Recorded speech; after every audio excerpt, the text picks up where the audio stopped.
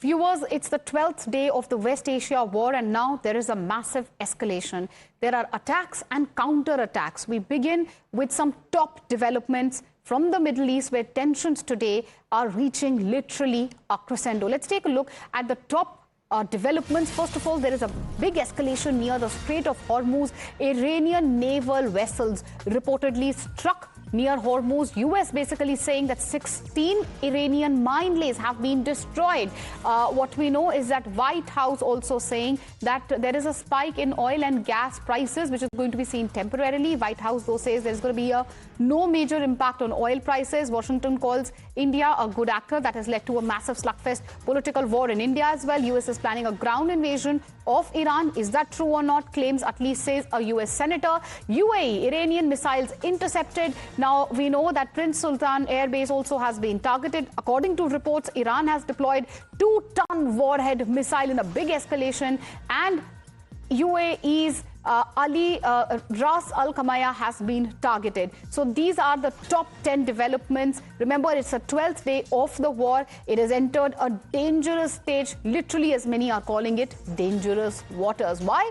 We are going to be talking about the Strait of Hormuz, and that's going to be one of our top focuses. Remember, viewers, the Strait of Hormuz, located between Iran and Oman, it's being used as a pressure point and a strategic weapon by Iran. It is one of the world's most important oil choke points. However, since the beginning of the Iran war on February 28th, the traffic through the strait, that has come to a virtual standstill. Only a few ships carrying oil has been able to pass through the waterway. Now, that has led to a spike in global oil prices, and now in the latest, the US has accused Iran of laying sea mines along the vital shipping lane and destroying 16 mine-laying naval vessels. Now, US President Donald Trump has warned of military consequences at a level never seen before if these mines are not removed.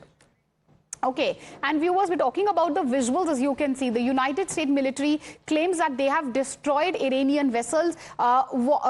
This is obviously a visual which has been put out by CENTCOM. Now we are playing that visual also on the screens for you. These visuals basically, talk about or highlight what the US is claiming. US basically says that they have bombed mine-laying ships. Very, very significant development which is coming in from the Strait of Hormuz. The visuals which you see on your screen, viewers, United States military claims to have destroyed several Iranian vessels believed to be capable of laying naval mines near the strategic Strait of Hormuz. What exactly are these naval mines? How they are deployed? Why it's so very significant? Why it means that the war is perhaps entering a dangerous turn? To explain us that, my colleague Rishabh is on the phone line. Rishabh, over to you. Take us through, as for the layman watching the show, what exactly are these naval mines? Why this development is so very significant?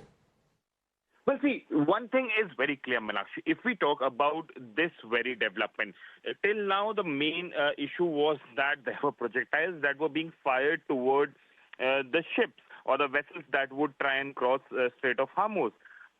If there were naval ships or, armed ships along with those vessels, that would have intercepted these most of these projectiles coming in and could have safeguarded those ships to move through the Strait of Hormuz. But now the mines are being placed.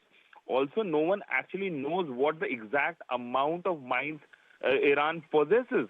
They have Russian-made, Chinese-made and Iranian-made missile mines, for that matter, that they are going to deploy. These are something that reports are suggesting from Iran.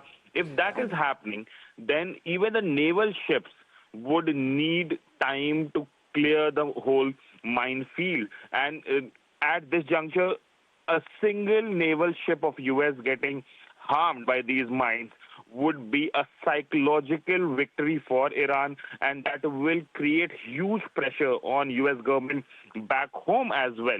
And that's the reason this becomes very, very significant. If these mines in fact, Rishabh, do stay on with us. Let me go across to Ravinder Sachdev, who's joining us, a foreign affairs expert.